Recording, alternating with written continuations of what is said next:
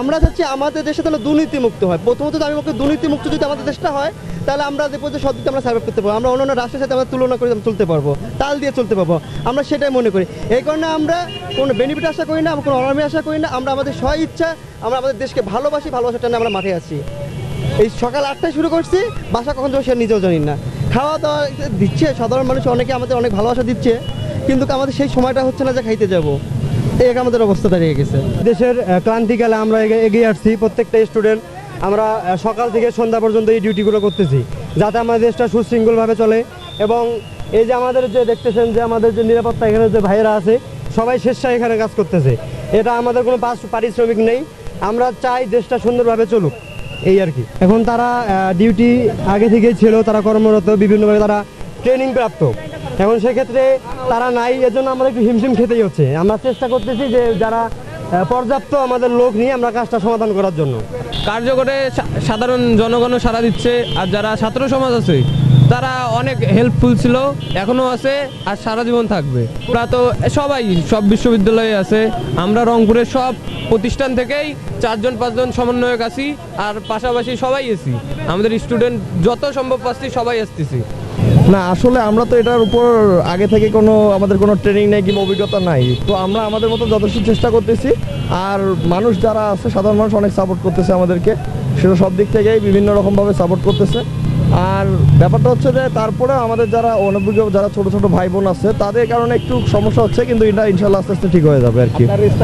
যানজট না থাকে, প্রতিটা রাস্তায় যাতে কোনো যানজট না থাকে সেজন্য আমরা স্বেচ্ছায় আমাদের দেশটাকে রক্ষা করার জন্য আমরা এই কাজটা করতেছি, এবং আমরা আশা করি এরকম আমাদের দেশটা এখন অনেক দূর আগাই যাবে। তো দেশটা আমাদের, আমাদের দায়িত্ব সবার আমাদের। এখন যেহেতু আমাদের ট্রাফিক পুলিশ নাই বিগত কয়েকদিন থেকে, এখন আমাদের যে মানুষের যে দুর্ভোগ, আমরা তো আপনারা দেখতে পাচ্ছেন যে কীভাবে আমরা ট্রাফিক সামলাচ্ছি।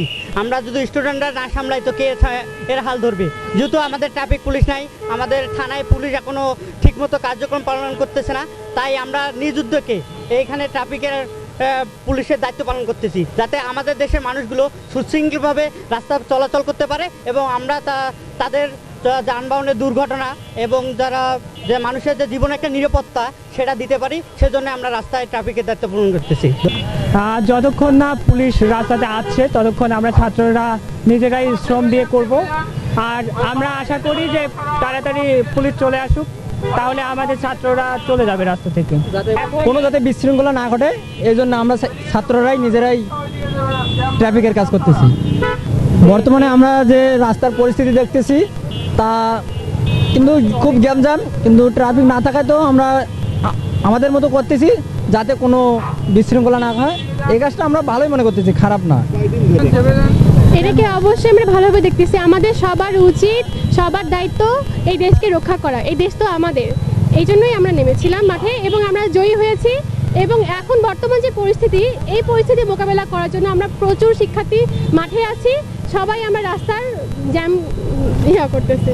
আমরা এটাকে অতি সহজভাবে দেখছি, কারণ আমরা সবাই একসঙ্গে যখন কাজটা করছি তখন আমাদের সবার ভালো লাগছে এবং আমরা স্বতঃস্ফূর্তভাবেই কাজটি করছি, যেটা কারণে আমাদের কোনো সমস্যা হচ্ছে না।